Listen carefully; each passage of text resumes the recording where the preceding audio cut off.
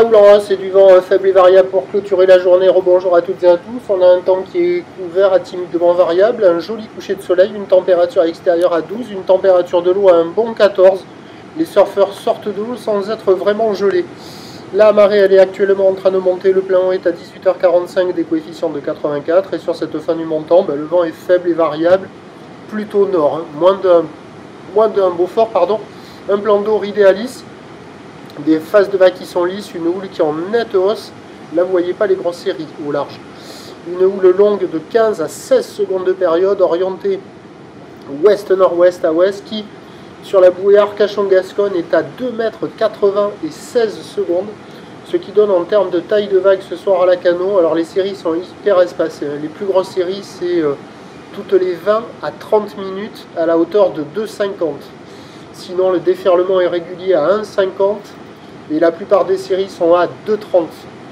Alors il y a des bouts à attraper, là tout le monde sort de l'eau là, avec le soleil qui se couche. Il y avait énormément de courant sur les spots, c'était pas évident. Il y avait quand même de belles zones de contournement pour passer la barre, des séries qu'il fallait pas prendre sur le coin du nez, et de temps en temps quelques vagues à attraper. Il y avait une dizaine de personnes à l'eau, ça surfait un peu en face du Banana. Là c'est en face de Surf City, vous allez voir après là, des surfeurs qui font le tour. Juste après là, il a fait 2-3 tours parce qu'il y a trop de courant pour revenir au pic. Ça surfe en face du kayak. Et les surfeurs du côté sud là, ils étaient plutôt du côté de Océan Rail. Donc voilà, il y avait des bouts à attraper dans le tas, mais il fallait jouer au chat et à la souris avec les grosses séries quoi. Parce que les grosses séries, elles décalaient, elles barraient beaucoup.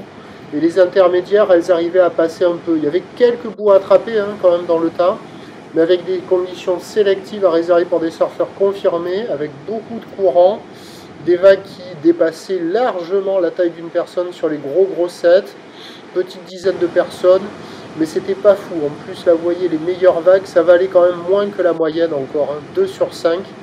Pas évident, ce spot-là, c'était le moins évident, parce qu'il fallait ramer vers le nord sans arrêt, sinon on était déporté. Et quand les séries arrivaient, il fallait s'engager fort parce que la vague elle retenait un peu. Mais il y avait quand même quelques bouts à attraper. Mais depuis la plage, c'est plus facile à voir que dans l'eau. Hein. Et des fois, là, sur cette vague-là, par moment, il y avait des jolies droites. Et là-bas aussi, par moment, aux inter, quelques jolies droites. Bon, il y avait de quoi glisser pour des surfeurs expérimentés qui se sont jetés. Respect. Là, maintenant, c'est fini. Là, c'est dommage. Et les prévisions pour demain, c'est un train de houle qui va être solide, hein, qui va être sur une tendance à la baisse, mais ça va être copieux toute la journée en lente atténuation avec du vent offshore.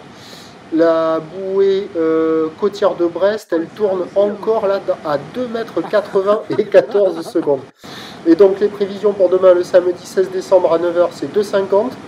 Houle ouest-nord-ouest à ouest, 14 secondes de période, vent d'est 1, 2.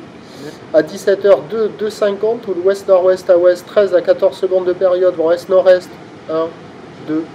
Et à 17h, 2,30, ou l'ouest-nord-ouest à ouest, 14 secondes de période, vent est-nord-est, 1, 2.